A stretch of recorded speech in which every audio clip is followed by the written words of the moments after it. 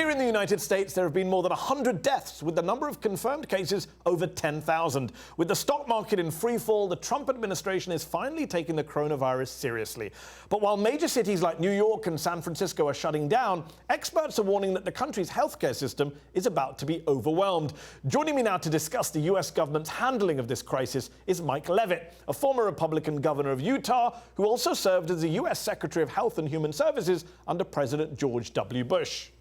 Mike Leavitt, thanks for joining me on Upfront. Let's talk testing. My previous guest on the show out of Seoul was telling me about how South Korea pulled off so many tests, more than 5,000 per million people.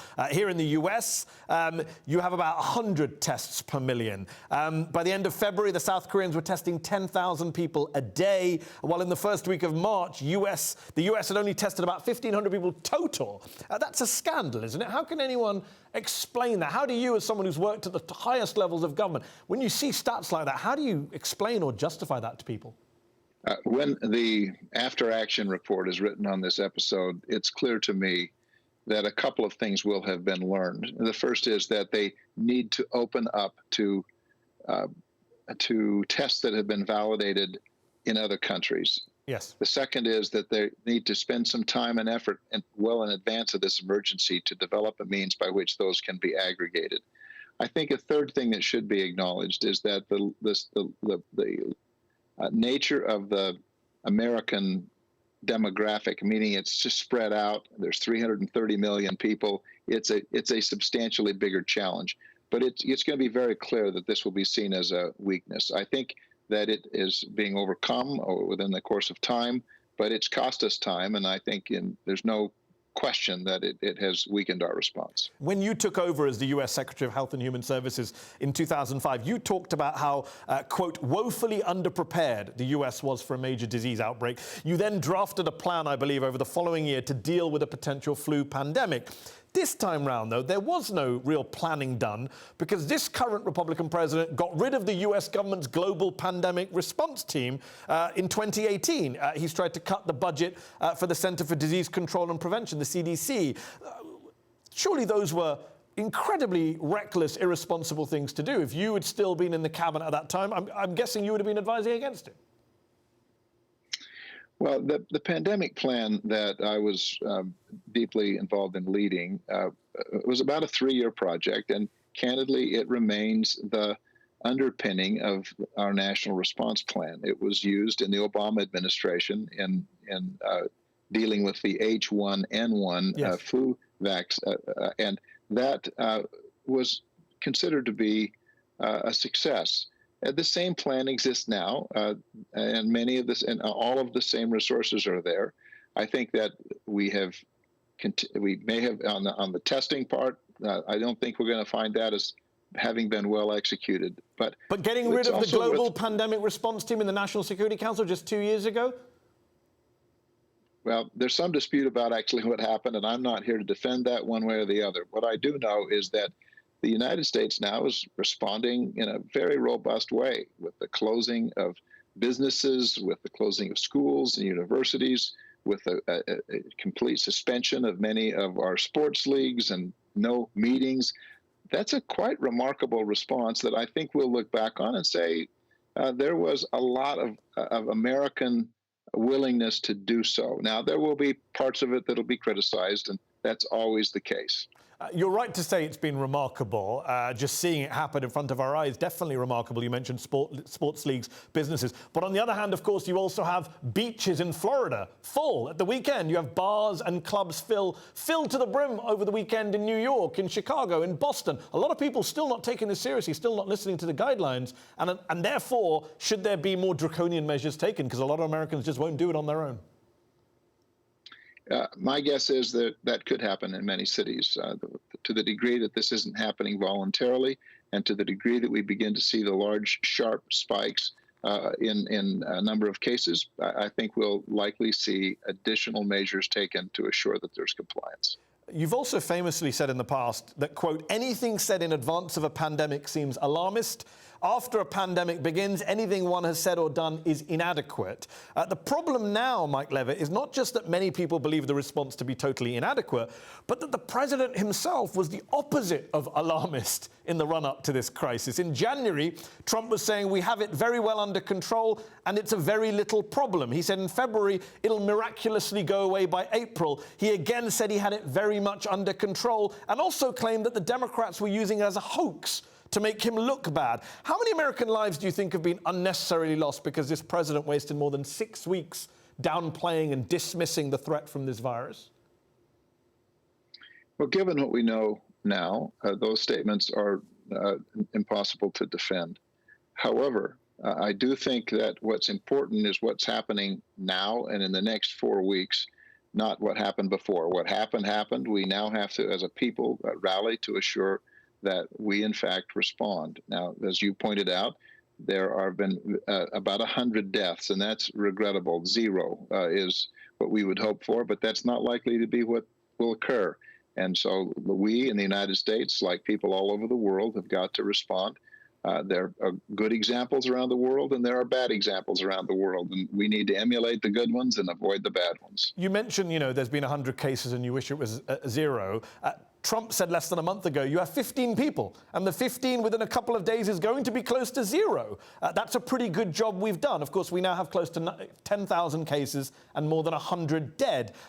You say it's, we should look forward, and I understand that point, but the importance of looking back is the only way you can move forward is if you can take the people with you. And a poll out this week shows only 40% of Republicans, 40% of people who vote for your party see the coronavirus today, this week, as a real threat compared to 76% of Democrats. Isn't that because of what's happened over the past few weeks? Doesn't there need to be some acknowledgement by the president that he got it wrong? And now he's saying, I always knew it was a pandemic. I'm giving myself a 10. But the reality is there are people in this country who don't think it's a threat precisely because the president told them for 6 weeks it wasn't a threat.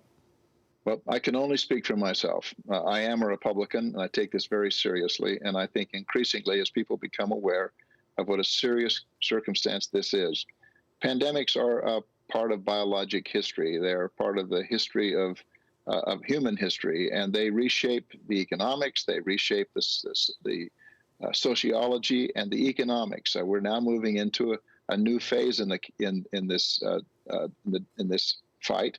And that's what it is. It's a battle between people and microbes, and we have to be aggressive in our fight. And I think it's clear that we're going to be seeing every American resource directed at this. You say, you mentioned you're a Republican governor, a Republican cabinet secretary. As a Republican who took this stuff seriously, as a Republican who right now in this interview clearly takes this stuff seriously, do you regret the behavior of your party in recent weeks?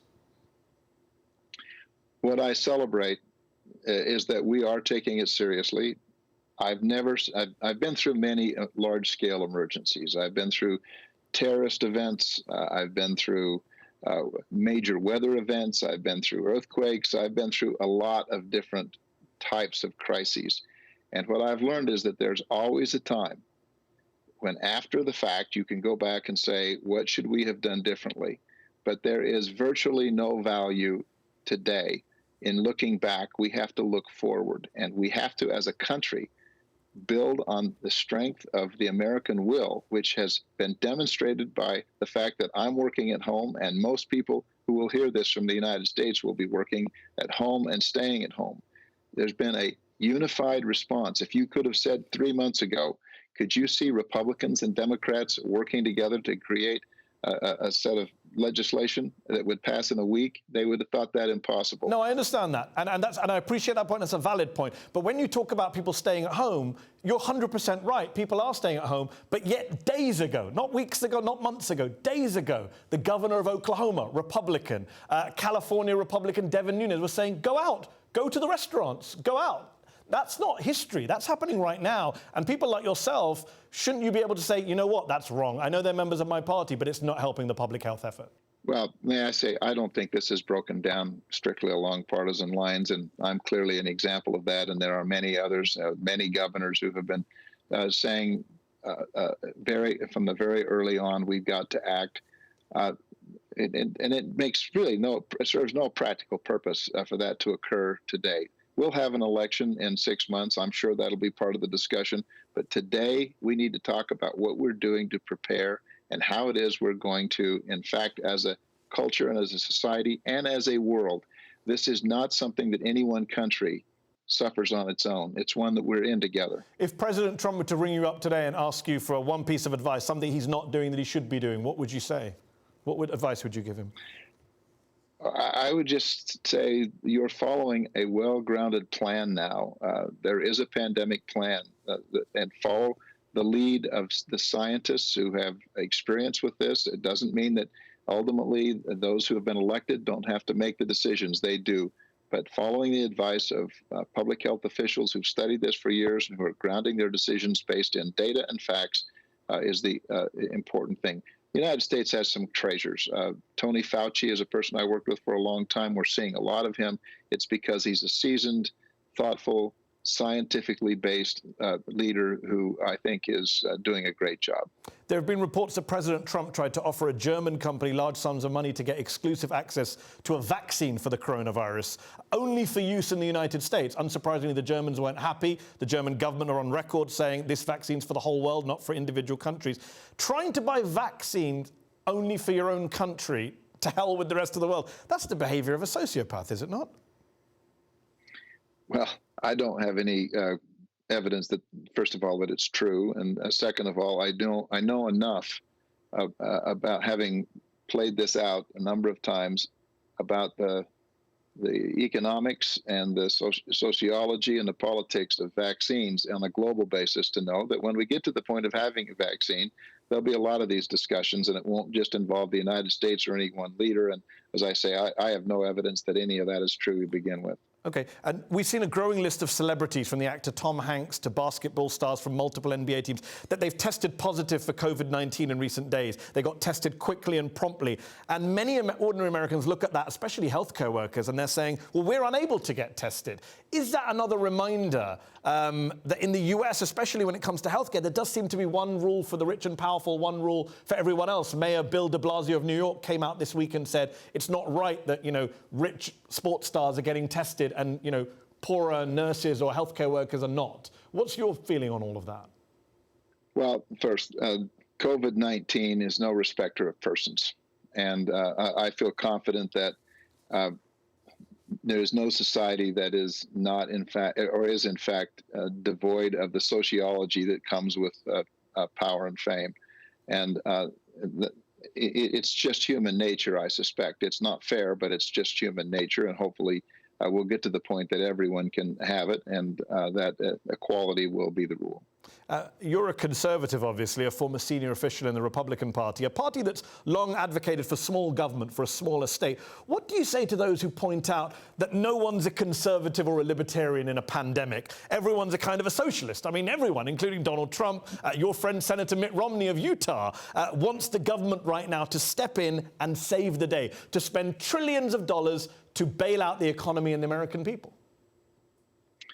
One thing I believe we can say with certainty and confidence, and that is there is a role for everyone in this kind of an emergency.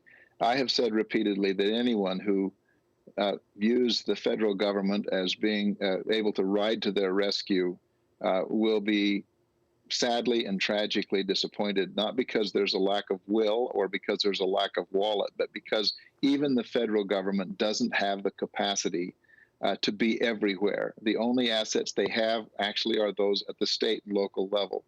And so any way you look at this, we're going to have a need for every family to have a pandemic plan, for every business to have a plan, for every church, for every university and college, every city and county.